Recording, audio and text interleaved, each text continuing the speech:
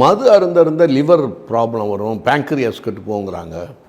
அதெல்லாம் ஏன் கவலைப்படாமல் இவ்வளோ பேரும் மது அருந்திக்கிட்டு இருந்தாங்கன்னு தெரியல. அதை விட சிகரெட் ஸ்மோக் பண்ணோம்னா லங்ஸ் அஃபெக்ட் பண்ணும். பெரிய பெரிய ஆளுங்கள்லாம் பெரிய ஹாஸ்பிட்டலில் போயிருந்து கடைசி காலத்தில் எந்த வித ஆன்டிபயோட்டிக்கும் எடுக்கவே இல்லைங்கிறாங்க. இதெல்லாம் உண்மையா? புகைத்தல் மனித குலம் இருந்த காலத்துலேருந்து அந்த காலத்துலேருந்தே இருக்குங்க. ஒருத்தர் அதுக்கு நம்ம அடிமையாயிரும். அவ்வளோ பெரிய வின்சன் சர்ச்சில் இருந்தார், சுருட்டு பிடிச்சினே தான் இருப்பார். இந்த மாதிரி எது ஒன்றுமே அளவுக்கு மிஞ்சினா அமிர்தமும் விஷம் தானே. இது ஒன்று. மது உங்களுக்கு ரத்தத்தோடு போய் கலக்குது இல்லையா? ஆமாம். அதை பிரித்து எடுக்கக்கூடிய வல்லமை லிவருக்கு மட்டும்தான், கல்லீரலுக்கு மட்டும்தான். சரி. இப்போது ஒரு பியர் அந்த மாதிரிலாம் சாப்பிட்டிங்கன்னா 4 to 6% ஆல்கஹால் இருக்கும். ஒரு 3-4 மணி நேரத்தில் பிரிச்சிடும். விஸ்கி, இந்த பிராண்டி, ஓட்கா, ஜின் இதெல்லாம் எடுத்திங்கன்னா 12 மணி நேரம் ஆகும் அதுக்கு பிரிக்கிறதுக்கு. ரம்மு மட்டும் 8 ஹவரில் பிரிச்சிடும். விஸ்கிக்கு மட்டும் 17 மணி நேரம் எடுத்துக்கும். தூய்மைப்படுத்தணும் அதை. ரத்த விஸ்கி மட்டும்தான் எல்லோரும் சாப்பிட்றாங்க? இல்லை, நிறைய பேர் பிராண்டி, ஓட்கா எல்லாம் சாப்பிட்றாங்க, ஜின் எல்லாம் சாப்பிட்றாங்க. உங்களுக்கு அது தூய்மைப்படுத்தணும். அது ரத்தத்தை தூய்மைப்படுத்தாமல் ஓயாது லிவர். அதுக்கப்புறம் அதை மாற்றி உங்களுக்கு டிஸ்போஸ் பண்ணணும். அது பெரிய வேலை அதுக்கு. அதுக்குள்ளே திருப்பி நீங்கள் இன்றைக்கி நேற்று குடிச்சது இன்றைக்கி கிளியர் ஆகிறதுக்கு முன்னாடி குடிக்க ஆரம்பிச்சிடுறீங்களா தொடர்ந்து? அப்போ உங்களுக்கு 24 மணி நேரத்துக்கு நீங்கள் ஒரு வாட்டி டெய்லி சாயந்தரம் மட்டுமே குடிக்கிறேன்னு வச்சு ஒரு 7 மணிக்கு மேலே உங்களுக்கு என்ன ஆகும்? உங்களுக்கு லிவரில் ஆல்கஹால் சோக்காயினே இருக்கும். ஐயோ. அது உங்கள் லிவருடைய ஃபங்க்ஷனை கொஞ்சம் கொஞ்சமாக பாதிக்க ஆரம்பிக்கும். ஃபஸ்ட்டு உங்களுக்கு பசியின்மை வந்துடும். நிறைய குடிக்கிறவங்க பார்த்தீங்கன்னா சாப்பிட மாட்டாங்க. ஏன்னா அதுக்கு அந்த ஆசிட்ஸ் ப்ரொடியூஸ் பண்ணுறதுக்கு டைம் இல்லை. நீங்கள் எடுத்துன்னு வர குப்பையை பிரிக்கிறதுக்கு தான் அது வேலை பண்ணிடுது. உங்களை சாப்பிட விடாது. ஏன்னா எனக்கு டைம் இல்லையே. நீ பாட்டு திருப்பி உணவையும் கொண்டாந்து போட்டிங்கன்னா நான் எங்கே போகிறது? என் டிபார்ட்மெண்ட் ஃபுல்லாக வேலை செஞ்சுன்னு இருக்குது. அதுதான் உங்களுக்கு. இதே ஒரு அளவோடு அதை பயன்படுத்தினீங்கன்னா உங்களுக்கு அவ்வளோ தாக்கம் இருக்காது. 1.5 பெக்குக்கு வரைக்கும் மெடிசன், 1.5 பெக்குக்கு மேலே போனால் அது பாய்சன் அப்படின்னு கண்ணதாசன் அப்படி இன்னும் ஒரு பக்கம் சொல்லுவாங்க. இந்த பக்கம் அந்த பக்கம் நீ ஒரு துளி சாப்பிட்டாலும் விஷம். ஆமாம், ஒரு துளி 10 பிரெயின் செல்ஸை கொல்லுதுங்கிறாங்க. ஆமாம், அது சொல்கிறாங்க.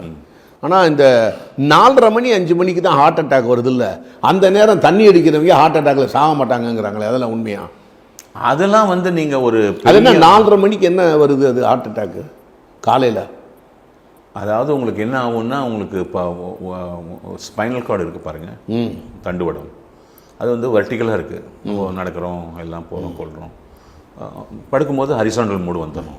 ஹரிசாண்டல் மோடு வந்த உடனே உடம்புக்கு தெரியும் ரெஸ்ட் எடுக்க போகிறாரு இவர். உடனே டக்கு டக்கு டக்கு டக்குன்னு ஸ்டெப் டவுன் பண்ணுவோம் எல்லாத்தையும். நீங்கள் நைட்டு க்ளோஸ் பண்ணுதா 10 மணிக்கு படுக்கிறீங்கன்னு வச்சுக்கோங்க, வித்தின் ½ hour ஷட் டவுன் பண்ண ஆரம்பிச்சிடும் எல்லாத்தையும். உங்களுக்கு நைட்டில் நல்லா தூங்கும் போது பிபி எடுத்து பார்த்தீங்கன்னா 56/72 அவ்வளோதான் இருக்கும். என்னங்க? ஆமாம், நீ தான் இயக்கமற்ற தானே படுத்துன்னு இருக்கிற, தூங்கின்னு இருக்கிற. உனக்கு இயக்கமே இல்லையே. ஜீரண மண்டலமும் எல்லாத்தையும் சரிச்சு அதுவும் ரெஸ்ட் ஆயிடுச்சு, கை கால் அசையில் படுத்துன்னு இருக்கிற. அப்புறம் எதுக்கு ரத்த ஓட்டம்? இப்போ நீங்கள் படுக்க போகிறதுக்கு முன்னாடி எப்படி வீட்டில் இருக்கிற லைட்டு ஃபேனுக்குன்னு எல்லாத்தையும் ஆஃப் பண்ணிட்டு போய் உங்கள் ரூமில் படுத்துக்கிறீங்க? அதே தானே இங்கேயும். எல்லாத்தையும் ஸ்டெப் டவுன் பண்ணிடும். அப்போ அந்த ஏர்லி மார்னிங் என்ன ஆகுதுன்னா, ஆக்சிஜனேஷன் எல்லாமே உங்களுக்கு ரத்த ஓட்டம் கம்மியாயிடுச்சுன்னா உங்களுக்கு சுவாசமும் கம்மியாயிடும். 50% கம்மியாக தான் வேலை செய்யும் பாடி தூங்கும் போது உங்களுக்கு. அப்போது உங்களுக்கு அந்த இறுதிய துடிப்பும் கம்மியாயிடும். அந்த இந்த இந்த இந்த இம்பேலன்ஸே காலையில் தான் வருதுன்றாங்க. உங்களுக்கு ஏதோ ஒரு குறிப்பிட்ட அளவு ஆல்கஹால் மாதிரி பாடியில் இருக்குங்கிறாங்க, சொல்கிறாங்க. 11 மணிக்கு ஹார்ட் அட்டாக் வரணுங்கிறான், சாயங்காலம் 4 மணிக்கு ஹார்ட் அட்டாக் அதிகமாக வருது, 4:30-5ங்கிறாங்க காலையில். உடம்புல 10 விதமான வாயு இருக்குங்க, ஸ்பைனல் கார்ட்லேருந்து ப்ரொடியூஸ் ஆகுது. தச வாயுக்களா? ஆமாம். அதில் உங்களுக்கு தமரக வாயுன்னு ஒன்று இருக்குது. அதுதான் கார்டியோவாஸ்குலர் சிஸ்டம் இயக்கம், வெளியிலேருந்து இயக்கம், டியூபுக்குள்ளே வராது. அது உள்ளே வந்துடுச்சுன்னா ஹார்ட் அட்டாக் வந்துடும். அதை நம்ம இன்னும் நவீன விஞ்ஞானத்தில் படிக்கல, இன்னும் படிக்க முடியாது. ஆனால் தமிழில் இருக்குது. அவங்க எல்லாத்தையுமே மனித ரசாயனத்தையும் மனித இயக்கத்தையும் மனித உயிர் கிடந்த உடலின் அந்த வாழ்க்கை தத்துவத்தையும் முழுவதுமாக படித்து சென்றவர்கள் இந்த உலகத்திலேயே தமிழ் பாரம்பரியம் மட்டுமே, வேறு யாரும் இல்லை. இதை நான் உறுதியாக சொல்லுவேன்.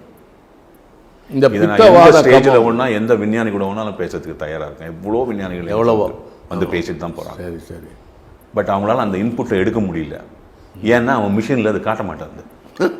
மிஷினில் காட்ட மாட்டேங்குது. நம்ம மிஷினில் காட்டினா தான் நம்புவான்.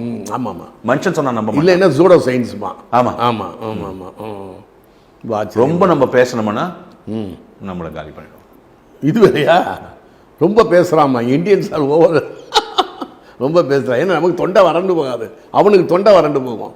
அதனால தான் டாக்லெஸ் திங்க் மோர்னா அவன் வெள்ளைக்காரன்.